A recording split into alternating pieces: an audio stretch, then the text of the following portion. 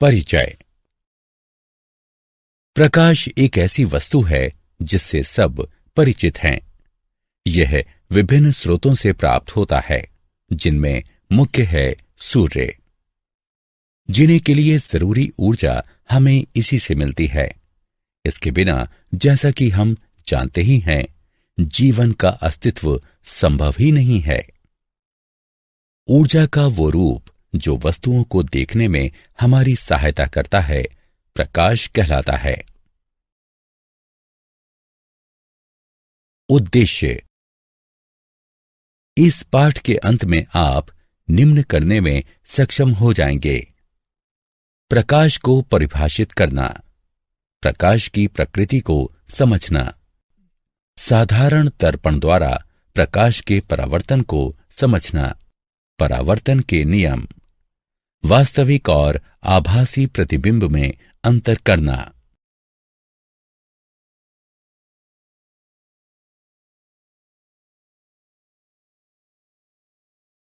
प्रकाश एवं प्रकाश के स्रोत। ऊर्जा का वह रूप जो वस्तुओं को देखने में हमारी सहायता करता है, प्रकाश कहलाता है। प्रकाश सरल रेखा में चलता है। ये हम में दृश्य बोध उत्पन्न करता है। प्रकाश के दो स्रोत हैं: चमकीली वस्तुएं और गैर चमकीली वस्तुएं।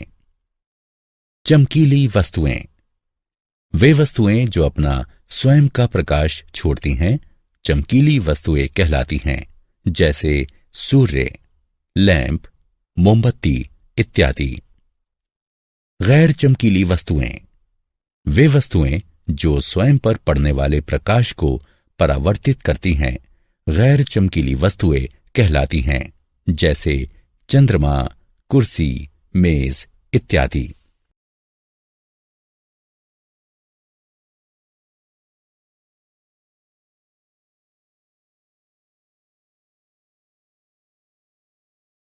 प्रकाश की प्रकृति।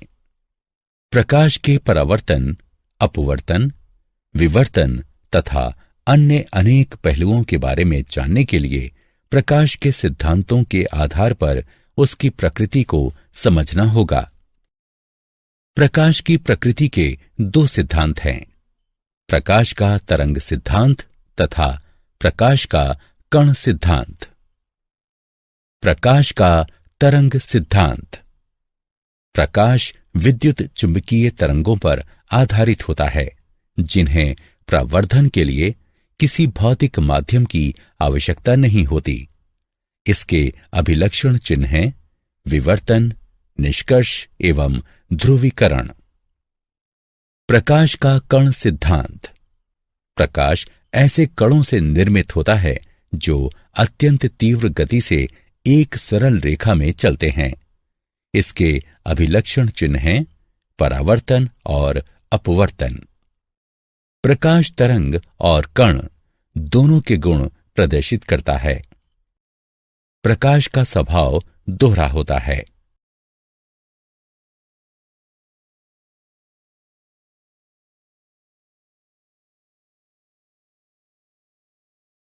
प्रकाश का परावर्तन।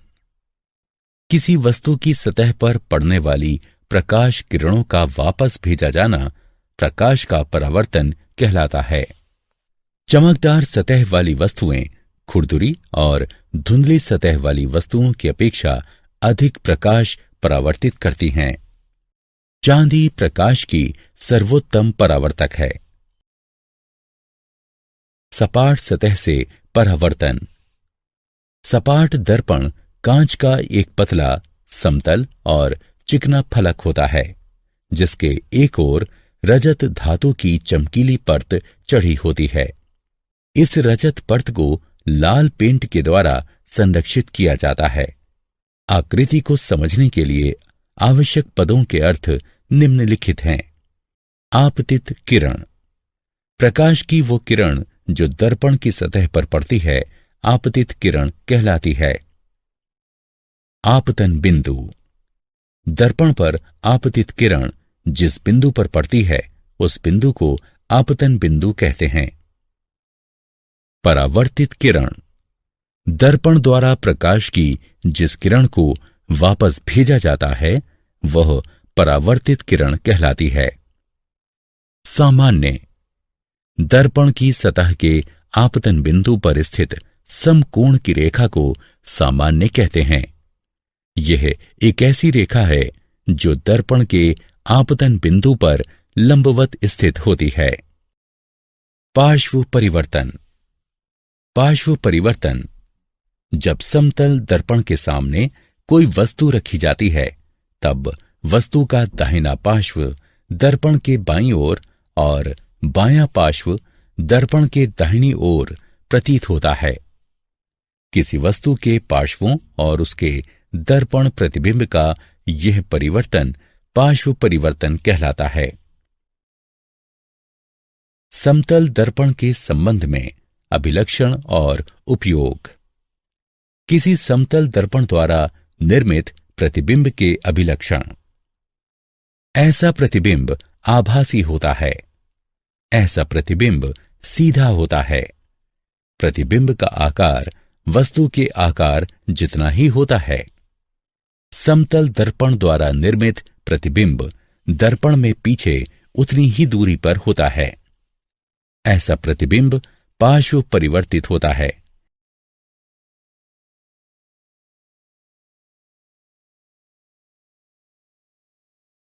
समतल दर्पण के उपयोग।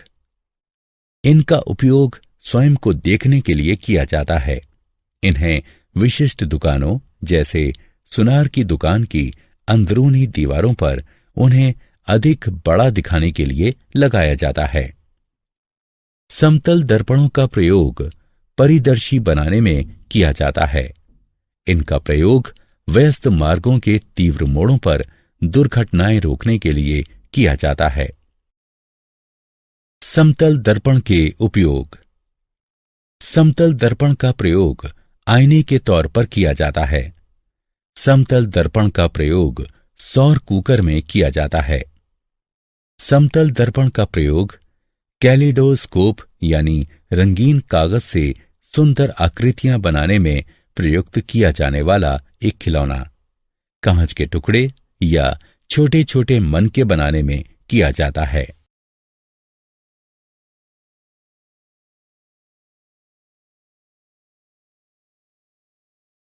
परावर्तन के नियम।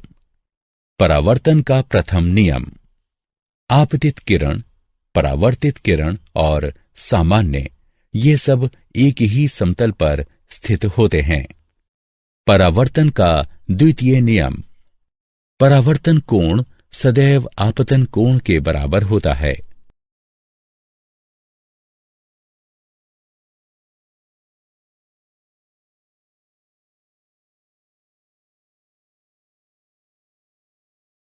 बिंब और प्रतिबिंब में अंतर।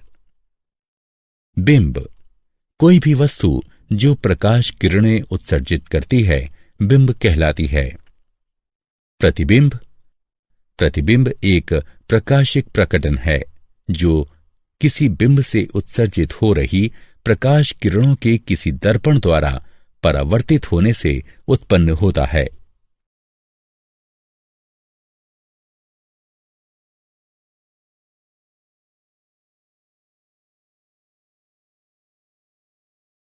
वास्तविक और आभासी प्रतिबिंब में अंतर। वास्तविक प्रतिबिंब वह प्रतिबिंब जिसे दर्पण पर प्राप्त किया जा सकता है वास्तविक प्रतिबिंब कहलाता है। उदाहरण, सिनेमा के पर्दे पर बनने वाला प्रतिबिंब। यह किसी अवतल दर्पण द्वारा बनता है। आभासी प्रतिबिंब वे प्रतिबिंब जिन्हें पर्दे पर प्राप्त नहीं किया जा सकता आभासी प्रतिबिंब कहलाते हैं। उदाहरण, किसी समतल दर्पण में हमारे चेहरे का प्रतिबिंब। यह किसी अवतल दर्पण द्वारा बनता है।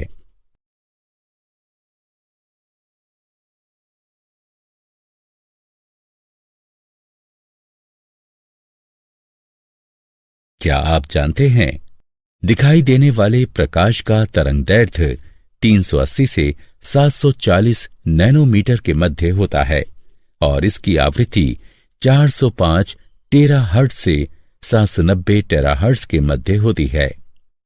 प्रकाश, जो कि फोटोन नामक नन्हे पैकेटों में निकलता और अवशोषित होता है, तरंग और कण दोनों के गुण प्रदर्शित करता है। यह गुण तरंग कण द्विविधता कहलाता है। निर्वात में प्रकाश की गति ठीक 29,97,92,458 मीटर प्रति सेकंड आंकी गई है। प्रकाश उत्पन्न करने वाली प्रक्रियाएं हैं नगण्यीकरण या सिंटिलेशन, इलेक्ट्रोल्यूमिनिसेंस, ट्राइबोलियोमिनिसेंस, चेरेनकोव विकिरण।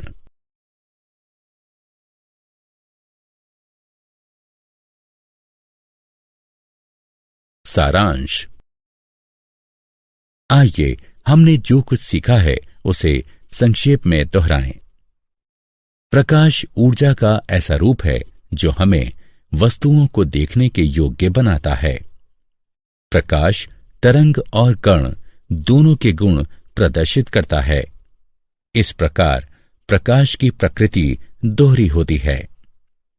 किसी वस्तु द्वारा उस पर पड़ने वाली प्रकाश किरणों का वापस भेजा जाना परावर्तन कहलाता है।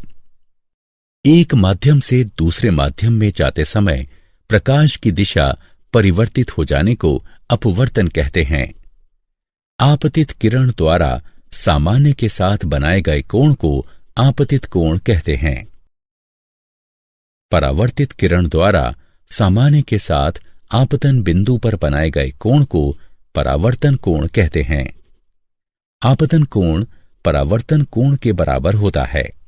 किसी बिंब से आ रही प्रकाश किरणें जब किसी दर्पण से परावर्तित होकर किसी बिंदु पर मिलती हैं तो प्रतिबिंब बनता है। समतल दर्पण में किसी बिंब के पार्श्वों और उसके प्रतिबिंब के पलट जाने का प्रभाव पार्श्व परिवर्तन कहलाता है।